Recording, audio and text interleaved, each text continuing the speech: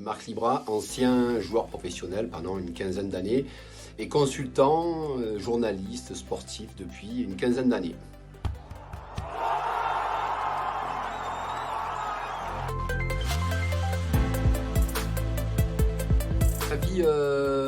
Je la vis du matin au soir puisque je regarde la plupart des matchs. Je ne suis pas forcément très emballé sur le niveau de jeu, mais notre équipe de France pour l'instant est qualifiée. Donc on va dire que ça compense un petit peu, mais c'est vrai que le ratio est un petit peu bizarre.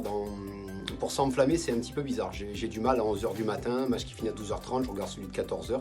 C'est un petit peu étrange, mais voilà, on va rentrer dans les périodes les plus intéressantes avec les matchs à coup près.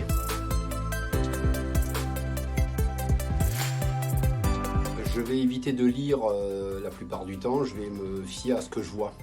Et souvent, je les commentaires, je ne mets pas de commentaires parce que je vais avoir mon propre avis, parce qu'autrement, j'ai beaucoup de copains, on se connaît presque tous, et j'ai pas forcément envie d'avoir un avis ou de pas dire la même chose, parce qu'autrement, ça me perturbe un petit peu. Mais voilà, je suis un petit peu dans ma bulle, et c'est des périodes où, en famille, voilà, on mange, on se réveille, on mange et on vit un petit peu football.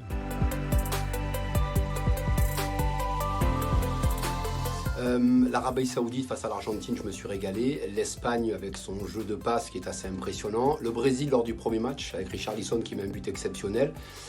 Mais c'est pour ça que dans l'ensemble, je reste un petit peu sur ma faim. L'équipe de France avec un Griezmann, avec Mbappé qui est stratosphérique, qui est capable de faire la différence à tout moment. Mais voilà, voilà, j'ai envie d'en voir encore plus en fait.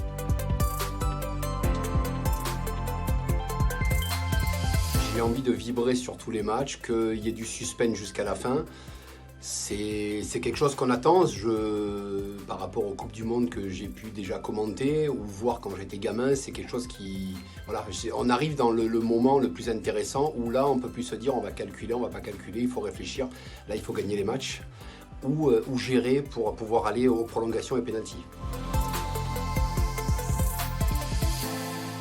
82 avec mes parents, à côté de Toulon, à Sainte-Musse exactement, l'équipe de France, Alain Giresse, Marius Trésor, voilà, tous devant la télé avec ma sœur, toute la famille.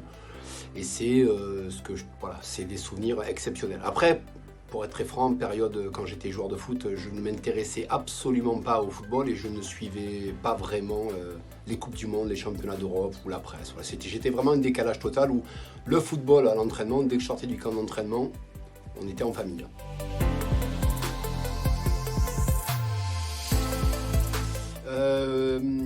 Je dis pas que je suis en pleurs, mais on est un petit peu stupéfait, on ne sait pas ce qui se passe parce qu'on pense qu'ils vont gagner, on est tous très contents, et puis d'un coup ça va très très vite et on se rend compte que sur une épreuve de pénalty, c'est terrible. Mais à l'époque on dit, mais on a annoncé que les Allemands allaient gagner quoi qu'il arrive.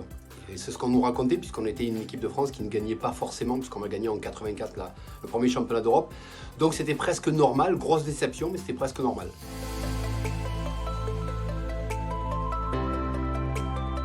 Alors oui, quand je rentre, j'ai 15 ans au centre de formation, je pense, et je fais toutes les équipes de France, militaires, armées, bataillon de Joinville, les A' de l'époque.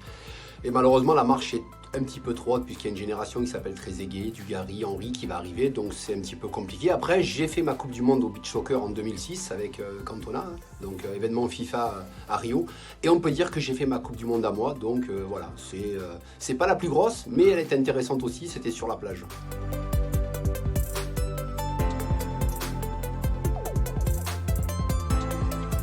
Elle est intéressante aussi, c'était sur la plage. Est-ce que dans ce mondial de beach soccer, tu as finalement ressenti, peut-être à ta propre surprise, des sensations dignes de la Coupe du Monde? En fait, c'est très important parce que c'était au Brésil, patrie du beach soccer où ils doivent tout remporter. Donc cette année-là, ils font encore la différence. Mais ce qui me marquera le plus, c'est mes 16 ans, c'est lors de ma première Marseillaise, on joue les Pays-Bas, il me semble que c'est à Biarritz, et une émotion terrible et un match où je passe à travers parce que ça y est, pour moi, j'entendais la Marseillaise, j'avais le coq sur la poitrine, et c'est, voilà. Après, j'ai déroulé dans les sélections jeunes, mais ma première équipe de France, première Marseillaise, je peux m'en rappeler, j'ai encore des frissons parce que je revois le moment, je vis le moment, j'ai 16 ans et demi à peine, à l'époque c'est junior, et c'est exceptionnel. Et après, sur la Coupe du Monde, ce que je vis est encore un petit peu différent parce que j'ai arrêté ma carrière, j'ai 33 ans.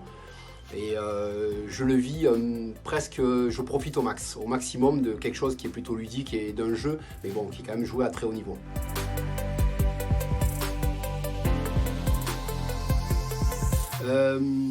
Quand j'étais joueur, j'ai beaucoup de mal à suivre les matchs de foot.